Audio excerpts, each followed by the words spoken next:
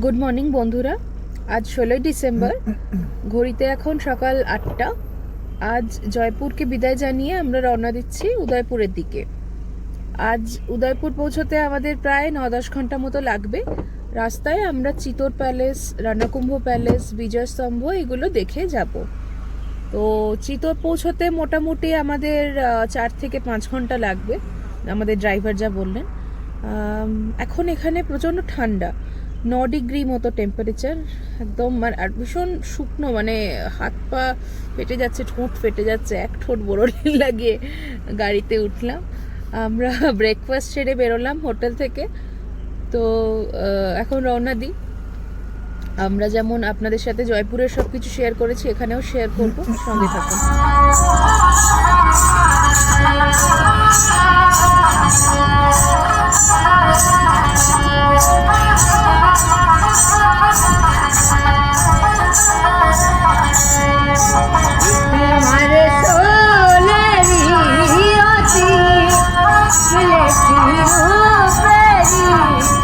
উদয়পুর যাওয়ার পথে এক জায়গায় একটু ব্রেক নিতে নেমেছি। এই ছোট্ট ধাবাটায় আমরা এখন একটু চা খাবো। অনেকক্ষণ রওনা দিয়েছি। ওই যে হৃদয় একটু ফোনে কথা বলছে দূরে। আমরা দুজনে 2 কাপ চায়ের অর্ডার দিলাম। খুব ঠান্ডা এবং তার সাথে রোদ, খুব সুন্দর আবহাওয়া। টি ব্রেকের পর আরও বেশ কিছুটা রাস্তা চলার পর অবশেষে আমরা পৌঁছলাম চিতোরগড়।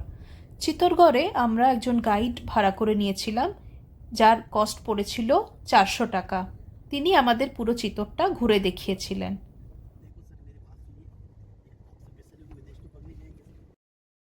এই চিতোরে ঢোকার এরকম 7খানা গেট আছে ইন টোটাল।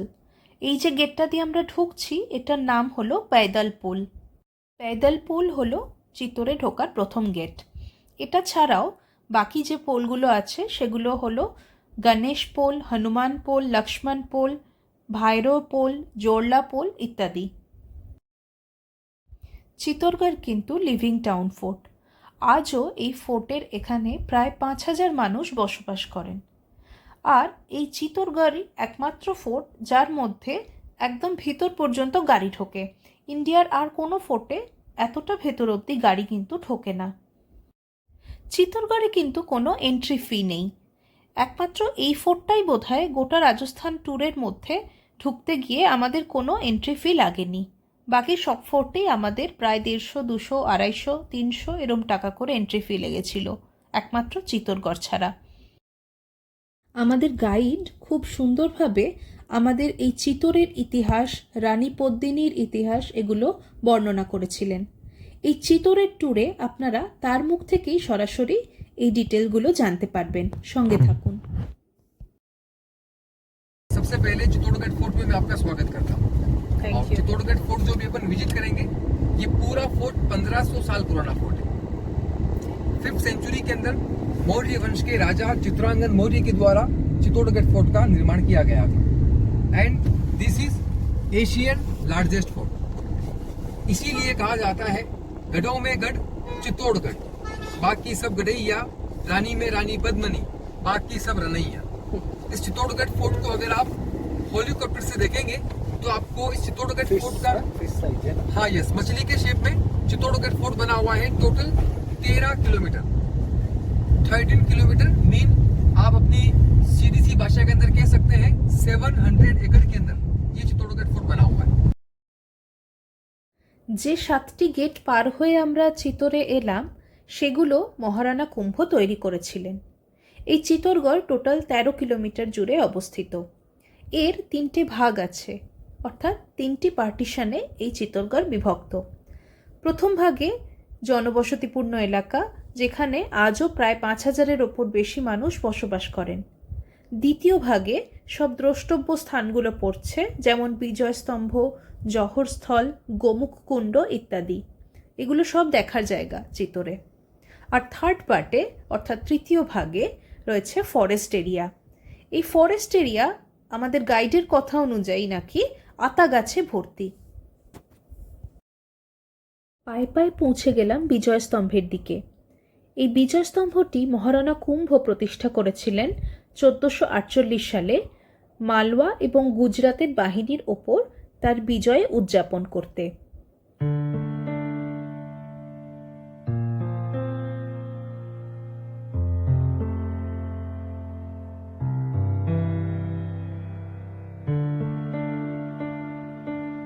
বিজয়স্তম্ভের গায়ে সূক্ষ্ম ভাস্কর্যগুলি দেখে সত্যি অবাক হতে হয়। গাইডের কাছে জানতে পারলাম এই বিজয়স্তম্ভটি নাকি ভগবান বিষ্ণুর উদ্দেশ্যে উৎসর্গ করা। এতে যে ভাস্কর্যগুলি করা আছে সেটি হিন্দু দেবদেবীদের ওপর।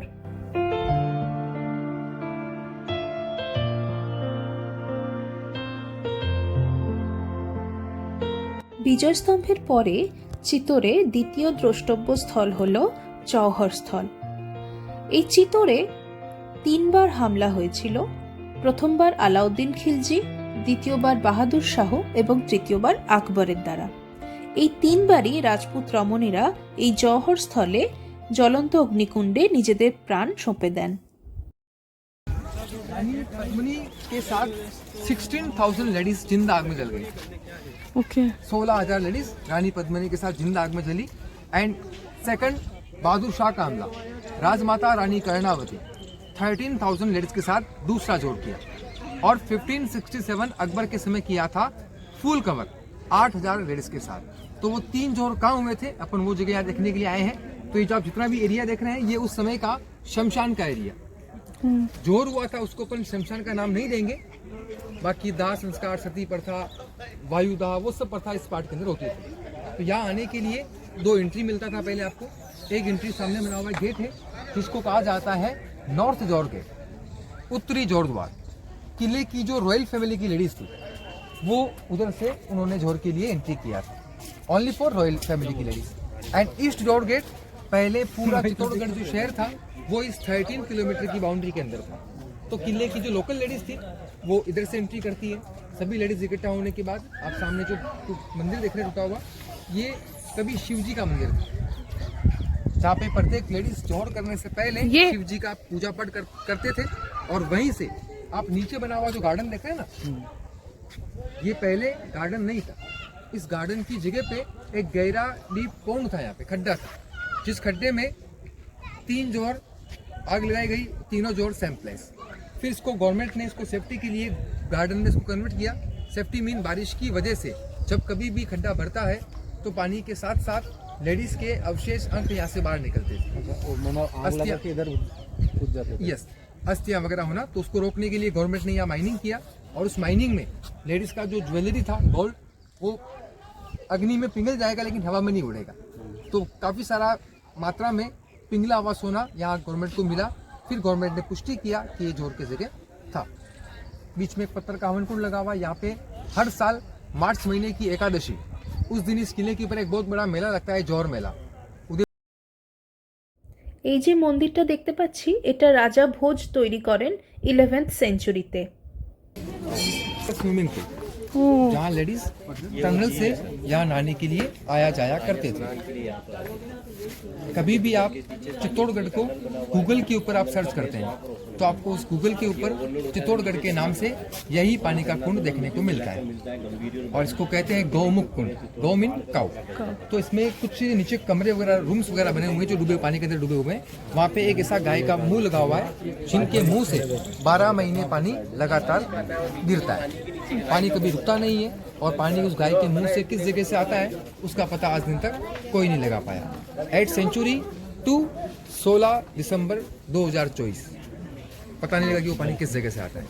जब भी ओवरफ्लो होता है तो दीवार के पास एक जाली बना हुआ मिलता है आपको, उस जाली से शहर के अंदर झरने के तौर पे गिरता है। रानी पद्मिनी का समर पैलेस। समर पैलेस यानी पहले कोई एसी कूलर फैन नहीं थे, तो पर्सनली रानी पद्मिनी के हस्बैंड रतन सिंह जी ने जल के बीच में एक महल बनाया था, जहां गर्मी के 4 मंथ रानी पद्मिनी उसी महल में रहा करती थी। ये जल महल का एक पार्ट है जहाँ पे उनका घूमना फिरना श्रृंगार वो सब इस पार्ट के अंदर होते थे। तो बट इससे तो बहुत धूप आता है और भी गर्मी लगेगा ना। नहीं, जल महल अलग है। ओ अच्छा, ये क्या है? हाँ, तो ये उसका पार्ट है। ओ अच्छा, है ना। तो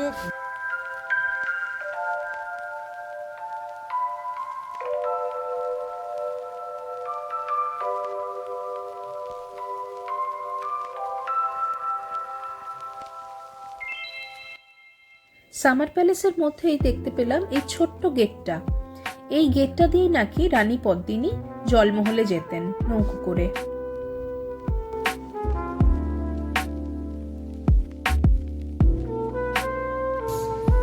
এইটা জলমহল।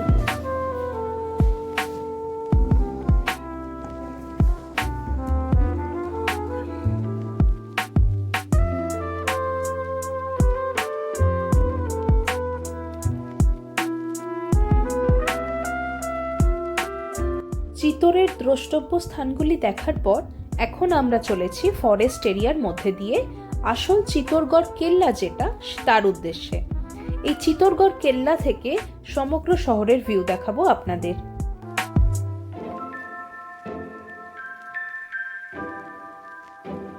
চিতোরগড় কেল্লায় ঢোকার মুখে মেন গেট হলো বুলন্দ দরওয়াজা। এই বুলন্দ দরওয়াজার উপরে নানা ধরনের ছিদ্র আপনারা দেখতে পাচ্ছেন। আমাদের গাইডের কথা অনুযায়ী শত্রুরা যখন আক্রমণ করত এই ছিদ্রগুলো থেকে তীর বা অন্যান্য অস্ত্র, সরু অস্ত্র এগুলো ছোড়া হতো শত্রুদের উদ্দেশ্যে।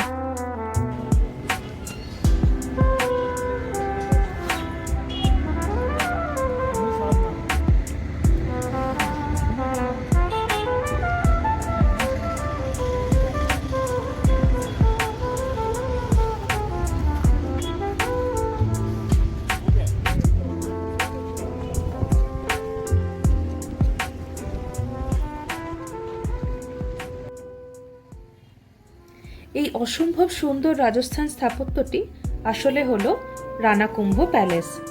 মহারানা উদয় সিং এই প্যালেসেই জন্মগ্রহণ করেন। এছাড়াও বিখ্যাত ভক্তি কবি মীরাবাইয়ের প্রাক্তন বাসস্থান ছিল এটি।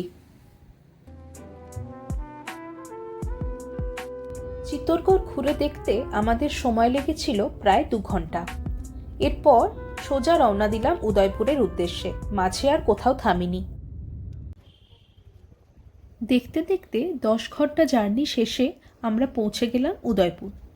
উদয়পুরে এই সরু গলিগুলোর মধ্যে দিয়ে কোনো গাড়ি যায় না, তাই গাড়িটা একটু দূরে পার্ক করে আমাদের একটা অটো নিতে হলো।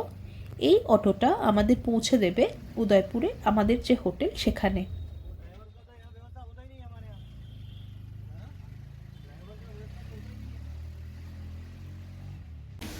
উদয়পুরে এসে পৌঁছেছি, এখন ঘড়িতে সন্ধ্যে 6টা।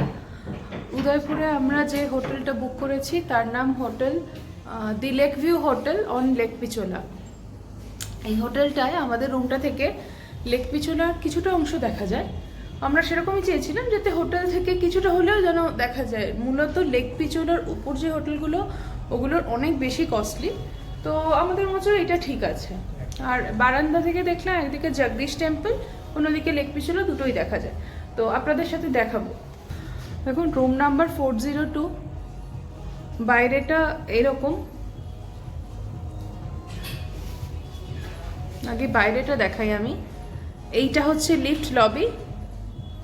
এখান থেকে এসে বাইরেটা এরকম। এখানে দুটো রুম পরপর, এটা আর একটা, দুটো সেমই superior room with lake view. আমরা আছি 402-তে। আসুন রুম ট্যুর করা যাক।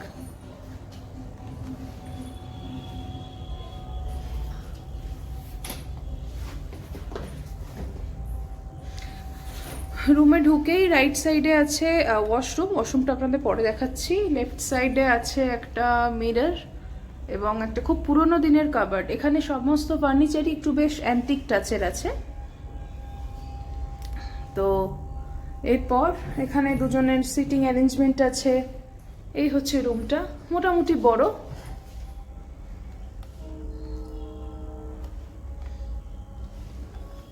এখানে একটা ড্রেসিং ইউনিট আছে, আর এখানে টি, কফি, ইলেকট্রিক কেটল, চা বানাবার যা যা সরঞ্জাম সেগুলো সবকিছুই আছে এখানে। আর গোটা রুমটাই এরকম ছোট্ট ছোট্ট একটা করে রাজস্থানী স্থাপত্য দিয়ে সাজিয়েছে। ইভেন টিভির যে ক্যাবিনেটটা সেটাও খুব আর্টিস্টিক। আমার খুব পছন্দ হচ্ছে এদের সিলিংটা, খুব সুন্দর একটা আঁকা। রাজস্থানি পেন্টিং এটা। আর বেডের সামনেও এখানে দুজনের বসার অ্যারেঞ্জমেন্ট। এখানে একটা ছোট ফ্রিজ আছে। আর এরপর যদি ব্যালকনিটায় যাই, ব্যালকনিটা হচ্ছে এতটা বড়, এতটা বড় ব্যালকনি। ব্যালকনির এই দিকে দাঁড়ালেই জগদীশ টেম্পল, আর এদিক দিয়ে ডান দিক করলে লেক পিচোলা। এই যে, তো আমাদের এটা ইচ্ছে ছিল যে লেক পিচোলার একদম সামনে থেকে থাকবে, সেটাই হয়েছে। মাঝখানের এই হিন্ড্রেন্সগুলো আছে একটু মনে হচ্ছে, কিন্তু আরও সামনের দিকে, যত সামনের দিকে এগোবো অবভিয়াসলি রেন্ট খুবই বেশি সেগুলোর। তো মোটামুটি এক রাতে কাটানোর জন্য এই হোটেলটা বেশ ভালো লাগছে। তবে এখানে হোটেল খুঁজতে আসার সময় মানে খুবই গাড়ি নিয়ে এলে হবে না, গাড়ি থেকে নেমে অটো করে আমাদের খুঁজে পেতে হলো হোটেলটা। হ্যাঁ, কারণ এত ছোট ছোট রাস্তা, পুরো গলির মতো, বারাণসীর মতো রাস্তা এখানে। তো গাড়ি থেকে নেমে আমরা একটা লোকাল টোটোওয়ালার সাথে কথা বলে তাকে নিয়ে এসে হোটেলটা খুঁজে পেলাম। বেশ স্ট্যান্ডার্ড হোটেল, আমার তো খুব পছন্দ হয়েছে। বাথরুম টুরটাও দেখিয়ে দিই আপনাদের।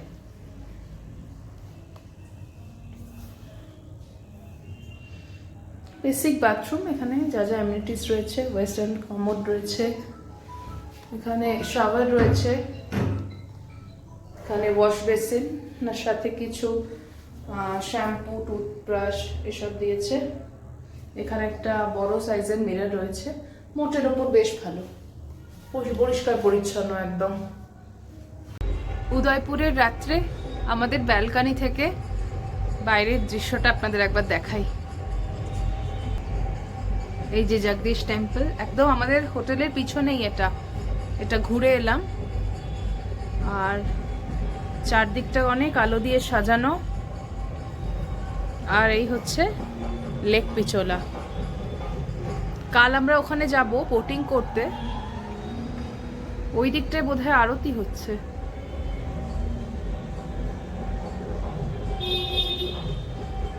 অনেক নামি দামি হোটেল আছে ওই দিকটা করে, খুব সুন্দর সুন্দর হোটেল আছে।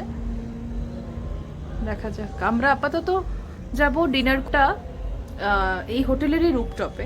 এটা একটা শান্তি, রুফটপ থেকে নাকি একটা খুব সুন্দর ভিউ পাওয়া যায় বলে শুনেছি। দেখি কি দেখা যায়। এটা আমাদের রুম, আর এখান দিয়ে এর পাশে সিঁড়ি উঠে গেছে এখানকার রুফটপ রেস্টুরেন্টের নাম নাজারা। চলুন দেখা যাক।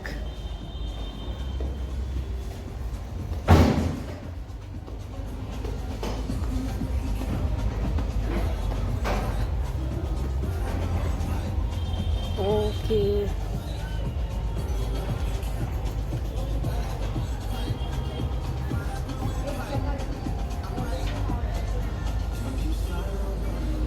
এখানে অনেকে মিলে একটা বসার ব্যবস্থা আছে।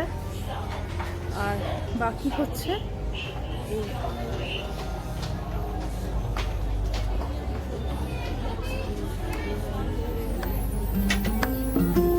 অসাধারণ। হোটেলের রুফটপ রেস্টুরেন্ট থেকে রাতের উদয়পুরের চিত্র দেখে আমরা সত্যিই মুগ্ধ হয়ে গেলাম। পুরো উদয়পুর শহরটা আলোয় ঝলমল করছে, আর লেক পিচলের ওপর এই হোটেলগুলোর প্রতিচ্ছবি পড়েছে, তাতে আরও মোহময় লাগছে চারপাশটা।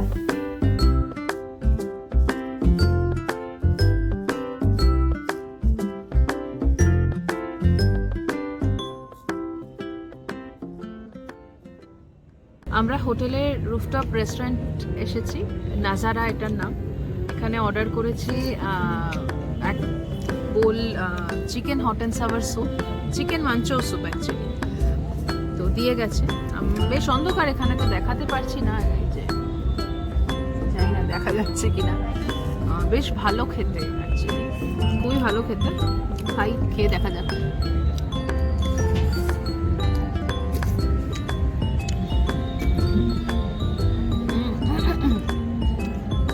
খুব ভালো, এরকম একটা ভিউ এনজয় করতে করতে ঠান্ডার মধ্যে খুব ভালো লাগছে। ভাই ঠান্ডার মধ্যে এই সময় যে গরম জলও দিয়ে দেয় তাও ভালো লাগবে।